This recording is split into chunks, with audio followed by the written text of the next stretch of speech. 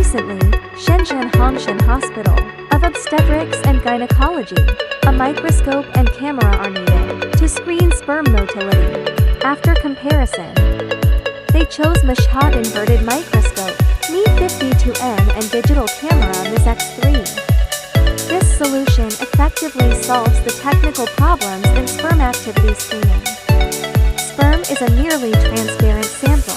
Ordinary optical microscope observations often lack sufficient contrast, can easily lead to difficulty in observation. Using the phase contrast function of an inverted microscope, able to clearly observe sperm morphology and activity without staining. MSHOT Me52N inverted microscope, adopting excellent infinity optical system. The ultra-long working distance focusing system can focus on high culture distance, or cylindrical flasks for non-contamination cell culture observation. Equipped with 12 megapixels new high-sensitivity digital camera MSX3.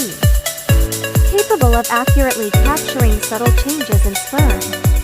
Help doctors conduct efficient screening and analysis.